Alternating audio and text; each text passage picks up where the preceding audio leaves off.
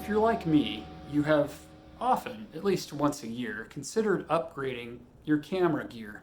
And if you want a good all-around camera, for the past few years, that has been a mirrorless or DSLR, such as the Sony a7 IV, Panasonic GH5, maybe something from Canon or Nikon, but basically something that's consumer level or prosumer level, something that you might be able to find easily at a Best Buy, for example. That's what most of us are looking at and have been considering. But what if I told you that right now you can afford one of the best professional cinematic cameras ever made for the same price or a little bit more than a lot of these consumer offerings that you've been considering? Something amazing has happened in the resale market not too long ago. If you wanted to get your hands on a RED cinema camera, you were talking maybe 10 grand, 20 grand, basically the cost of a new or slightly used car. But things have changed dramatically in the last year. Right now, you can go, maybe with a little luck, yeah, maybe you have to do some searching, but right now, you can pick up for yourself a RED cinema camera for around 3,000 bucks. Now, yeah, to a lot of my viewers, that is a lot of money. It's a lot of money to me. I'm usually buying things that are a couple $100. A lot of the things I own I got for free out of dumpsters, so 3,000 is, that's more than my car is worth, actually. But nevertheless, let's say you are intent on upgrading your game, you want the best of the best. Does a camera like this actually fulfill those needs? Well, let's find out, shall we?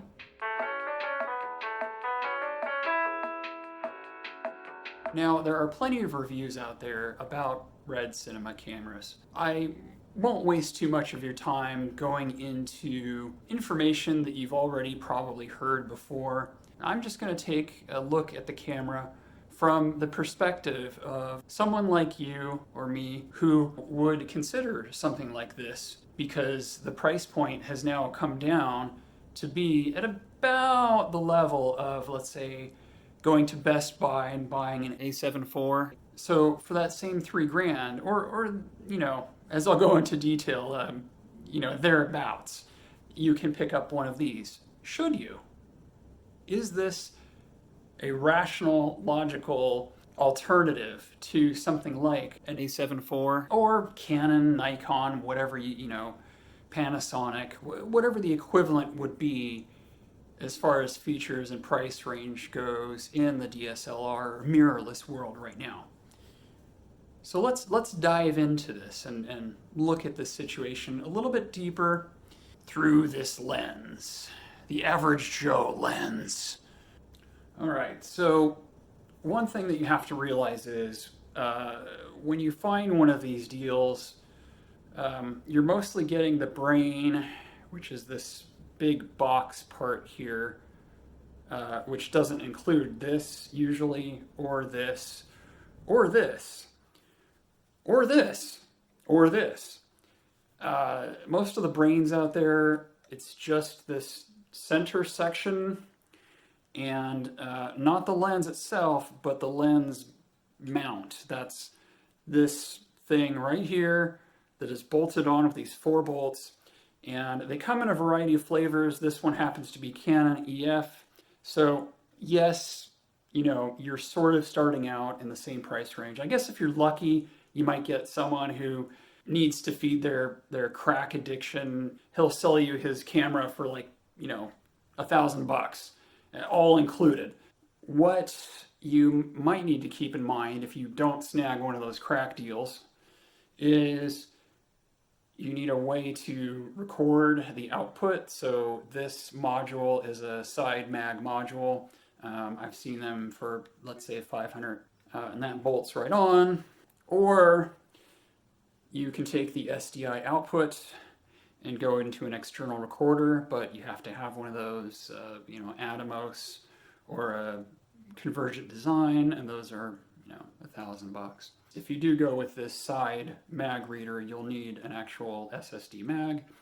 You know, on the used market, I'm seeing them at, you know, let's say maybe 200 bucks. And then you need some way to control the camera settings. So in this case, it's the RED Mote. This little thing, you can use it wirelessly, or it fits right on the back there, and you can adjust all the settings through here. You also need a way to view what's going on, your scene composition. There's no built-in viewfinder anywhere on this camera, so that's another expense. The best option, and of course it's the most expensive, is to get what's called the RED Touch monitor, and that sits right up at the top here. They're going for about $1,000 on the used market. That allows you to not only see your composition, but also interact with the menu system, in which case you wouldn't even need this. You know, that's probably a couple $100 savings right there.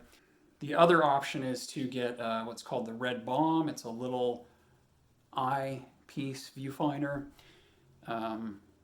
You don't have any touch controls on that, so you would have to use something like this to adjust the settings.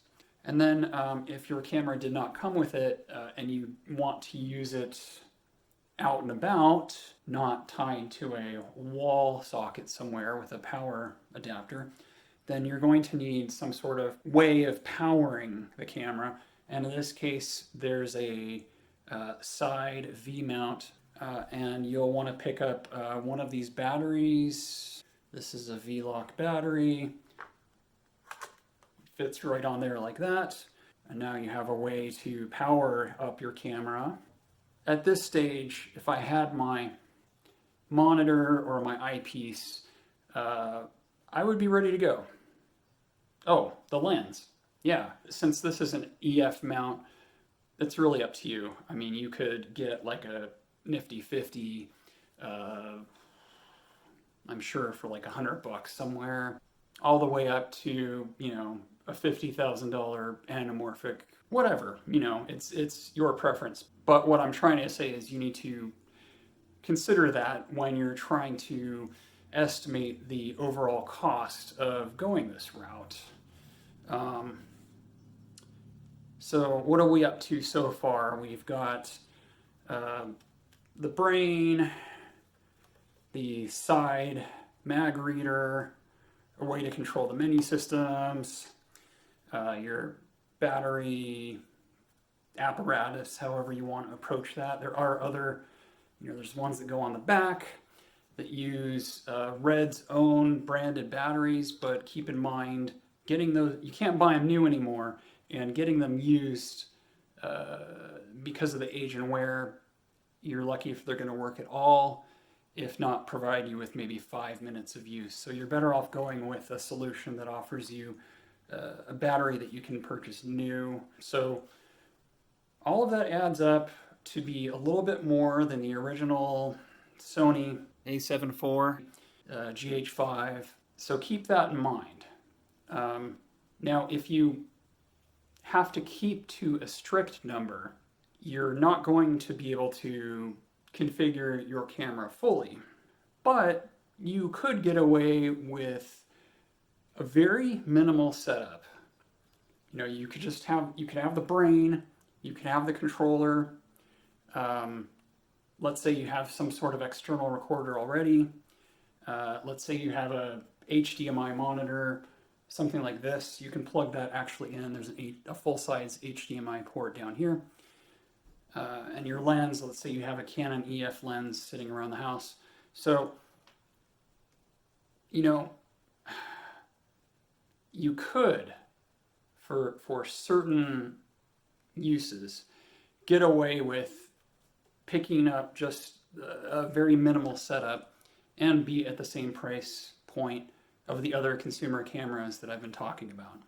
So, you can pick up a very minimal, streamlined setup, assuming you have some accessories that you can substitute already.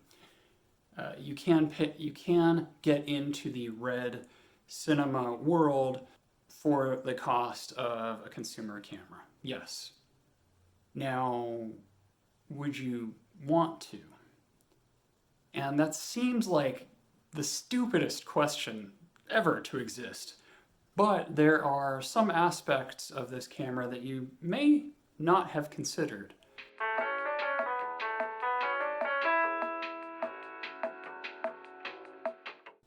This camera has no automatic settings whatsoever. There are some situations where it just becomes annoying with your consumer grade camera, or at least the ones that I'm using as a comparison to this.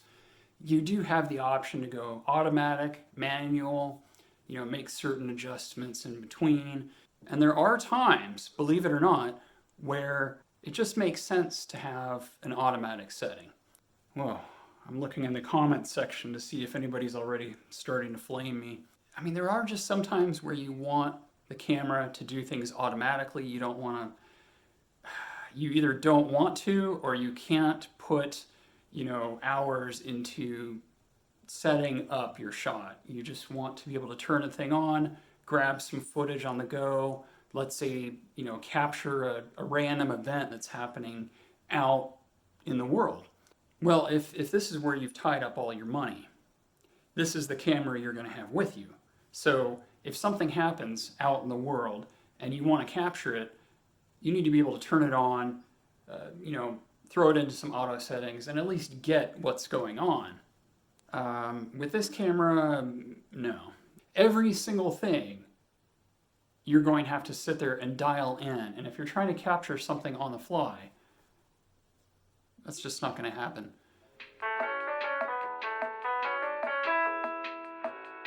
Another consideration, let's say your current computer, it somewhat struggles with editing footage right now.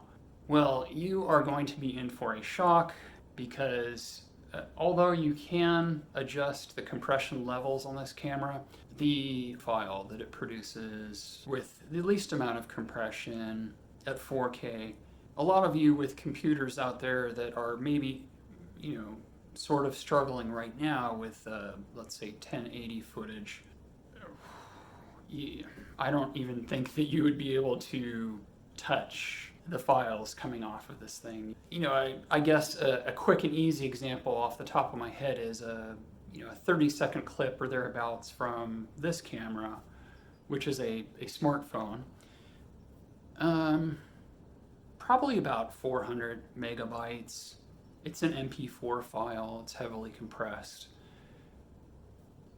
The same clip on here is about 5 gigabytes.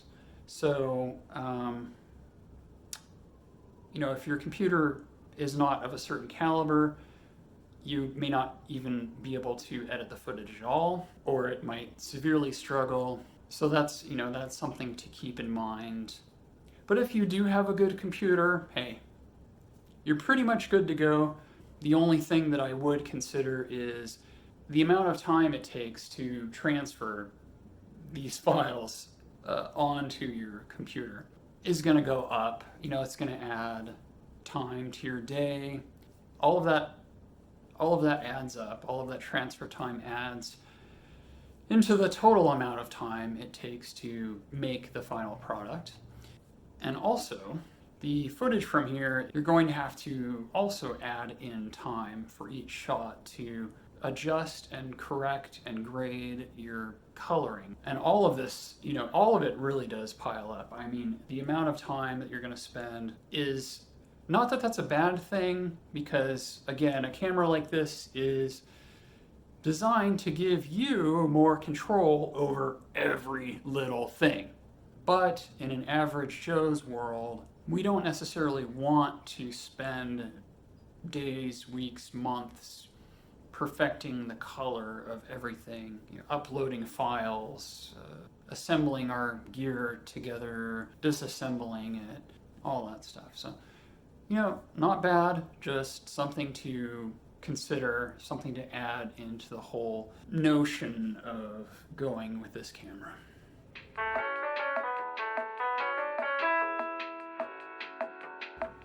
So at this point, you're probably asking, do you or don't you recommend buying this camera? And I would say to you, yes and no. That's not really an answer, is it? Let me explain. Part of my yes answer would be for those people out there who already do some paid work in creating promotional videos, marketing videos, maybe little documentaries, student films. If you're one of those people, then yeah, go ahead and do this. Because you're already working and, maybe you have some sort of project or job lined up where you could bring this in and start using it and automatically see rewards from it, then yeah, it makes sense. But the no part of my answer would primarily be for people like myself who I don't make commercials for people for money. I don't make videos for people for money. My own YouTube channel doesn't make money. So I do all of this for fun. And while it would be, to a certain extent fun to be able to produce a better quality image in my videos, if you're like me and you're on a very strict budget, sinking $3,000 into something that will be possibly obsolete in a couple of years, or because of its used nature, it might break. And that's another important thing. Getting service on these basically doesn't exist. Nobody repairs RED cameras. You can't take this to Best Buy. You can't take it to my local camera shop. They definitely wouldn't touch this. If something fails on this, it becomes a $3,000 paperweight. So that's something very, very important to consider. It's also worth considering purchasing one of these to have your ego decimated. You may have been slacking off because the camera that you normally use just isn't as good as you think it should be. But in reality, once you've spent some time with a camera like this, you start to realize that this thing doesn't just automatically make your work better. If you can't make a good piece of art with a 10-cent pen and a piece of cardboard you found in the trash, you need to work on yourself and not sit around waiting for the day that this magical camera comes along and saves you. You as a creative, you as an artist, you have to make yourself better first. So if you're using your smartphone or a cheap consumer camera right now, get really good with that. Make sure that you can't possibly get better at making videos with the device you already have. Because just pointing a camera like this at something and hoping that it produces this magical cinematic result, it's not going to happen. You're going to be greatly disappointed because the image coming out of this thing is going to look just as bad. Actually, it's going to look worse than what you're creating with your current camera. This camera is not going to magically transform you into this amazing artist. This camera is not going to make you a better person in your heart or your mind. All right, so I'm done.